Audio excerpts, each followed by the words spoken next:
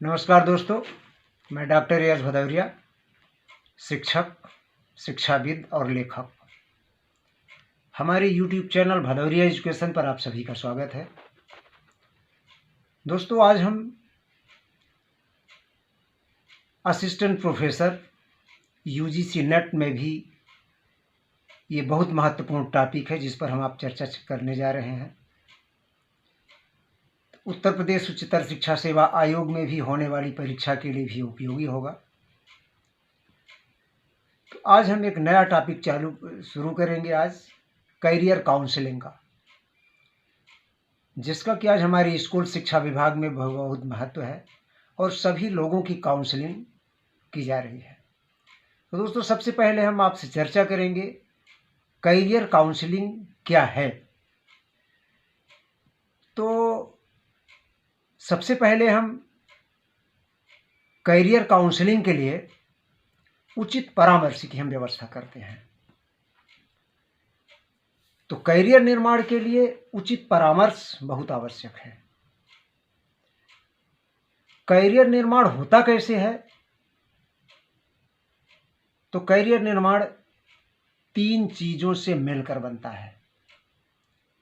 अगर इन 3 चीजों में एक भी चीज का अभाव है तो करियर निर्माण संभव नहीं है। पहला इंटरेस्ट यानी रुचि, दूसरा एप्टीट्यूड और तीसरी मांग, वर्तमान समय में मांग। देखिए, अगर हम उदाहरण लेते हैं, गाने में बहुत इंटरेस्ट है हमारा, लेकिन एप्टीट्यूड बिल्कुल नहीं है। वर्तमान में मांग भी बहुत है। अगर एप्टीट्यूड नील है तो करियर निर्माण नहीं हो सकता। एप्टीट्यूड मीन्स अभियोग्यता। दूसरी चीज, अगर हम बात करें चरखा से सूत कातना, इसमें एप्टीट्यूड बहुत है, इंटरेस्ट भी बहुत है, लेकिन मांग बिल्कुल नहीं है। ऐसे में भी करियर निर्माण कदापि नहीं हो सकता। उस क्षेत्र में आपका करियर डेवलपमेंट नहीं हो सकता।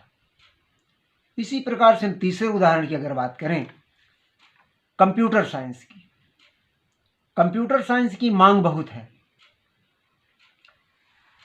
एप्टीट्यूड भी बहुत है, लेकिन यदि इंटरेस्ट नहीं है तो करियर निर्माण नहीं हो सकता। इंटरेस्ट का तात्पर्य है कि किसी चीज पर हम काम करते करते खाने तक को भी भूल जाएं तो हम कह सकते हैं कि इस चीज में हमारा इंटरेस्ट है। और यदि इंटरेस्ट नहीं है, हम कंप्यूटर की स्क्रीन हमें पसंद नहीं है, कंप्यूटर पे हम नहीं बैठ सकते बहुत देर तक, तो करियर निर्माण उस क्षेत्र में नहीं हो सकता। इन तीनों ही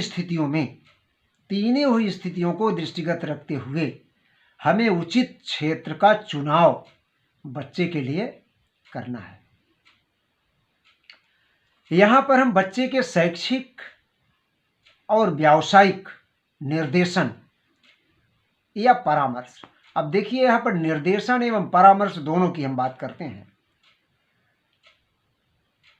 निर्देशन एवं परामर्श दोनों साथ साथ चलते हैं। आगे हम बताएंगे कि इनमें अंतर क्या है। सबसे पहले देखिए, परामर्श कब देना चाहिए।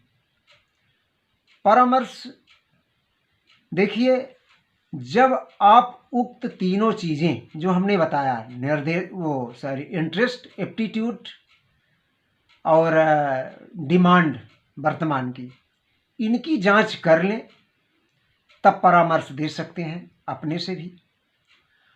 और दूसरा, जब बच्चा आकर कोई समस्या स्पेशली आपसे पूछ रहा है कि हमें यहां पे ये समस्या हो रही है, तब आप परामर्श देंगे। अब देखिए, निर्देशन और परामर्श दोनों की हम बात कर रहे हैं। निर्देशन क्या है और क्या परामर्श है? तो देखिए, निर्देशन एक व्यापक होता है, इसका क्षेत्र बहुत व्यापक होता है, ये सभी को दिया जाता है, ये कॉमन होता है। लेकिन परामर्श निर्देशन का एक भाग होता है। निर्देशन की रास्ते में एक स्टेप होता है परामर्श, एक पद होता है परामर्श। परामर्श की आवश्यकता कब पड़ती है? जब हम सामूहिक रूप से बच्चे को, जैसे शिक्षक बच्चों को सामूहिक रूप से किसी विशेष क्षेत्र में किसी विशेष विषय पर सूचना दे रहे हैं, कोई विशेष जानकारी दे रहे हैं, और हो सकता है कि कुछ बच्चे उसमें ऐसे हैं जो कि किसी विषय पर उसी टॉपिक का सब टॉपिक कोई उनके समझ में ना आया हो, या कि कोई टॉपिक किसी विशेष बच्चे के समझ में पूरा टॉपिक ही ना आया हो, वो अलग से आपसे बात करने आता है। अकेले जब आप उसको समझाएंगे तब वहाँ पर वो परामर्श हो जाएगा। यानी एक शिक्षक जो सामूहिक रूप से आपसे बात कर रहा है, सामूहिक रूप से बच्चों को संबोधित कर रहा है, तो वहाँ पर निर्देशन होता है। और जब उदाहरण के लिए परामर्श की हम एक बहुत अच्छा उदाहरण देते हैं, जैसे कुरुक्षेत्र के मैदान में एक तरफ कौरव सेना थी और एक तरफ पांडव सेना थी। दोनों सेनाओं के बीच में अकेले में अर्जुन और कृष्ण का संवाद हो रहा था। कृष्ण जी जो उपदेश दे रहे थे अर्जुन को, वो परामर्श है। एक परामर्शदाता जो होता है वो परामर्शग्राही की बातों को बड़ा सीक्रेट रखता है, पूरा विश्वास में लेता है, उससे वादा करता है कि हम आपकी चीज़ें कहीं भी शेयर नहीं करेंगे, तब जाकर के वो अपनी सारी समस्याओं को कहता है। दूसरी चीज़, कभी कभी नेट और यूजीसी के एग्जाम में भी ये प्रश्न पूछा गया है कि परामर्श कैसा होता है और निर्देशन कैसा होता है। परामर्श दो व्यक्तियों के बीच में होता है और निर्देशन सामूहिक होता है। परामर्श जो होता है वो परामर्शदाता और परामर्शग्राही बीच में होते हैं, बस बीच में कोई नहीं रहता है। इसी कड़ी में आज हमारे स्कूल शिक्षा विभाग में भी परामर्श को बहुत महत्व दिया गया है और वहाँ पर सभी का परामर्श करना है। आवश्यकता ऐसी हुई कि सामूहिक रूप से बच्चे क्या करते हैं कि सामूहिक रूप से तो सुनते हैं, लेकिन संकोच बस, कुछ कारण बस शिक्षक से बता नहीं पाते कि हमारे पास ये समस्या है। इसलिए सरकार ने सोचा, हमारा प्रशासन ने सोचा, स्कूल प्रशासन ने सोचा कि सभी को परामर्श दिया जाए। और परामर्श अकेले में होता है, दो लोगों के बीच में होता है।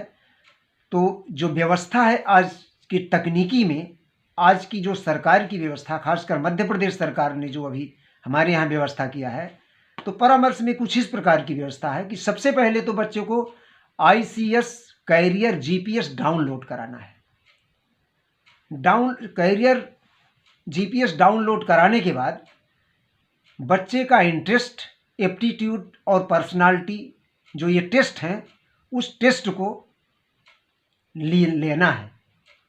उसके बाद एक रिपोर्ट कार्ड आएगा और उस रिपोर्ट कार्ड को फाइल में सुरक्षित रखना है और उसी रिपोर्ट कार्ड के आधार पर हमें बच्चे की काउंसलिंग करना है और काउंसलिंग के बाद उसे डैशबोर्ड पर फीडिंग करना है।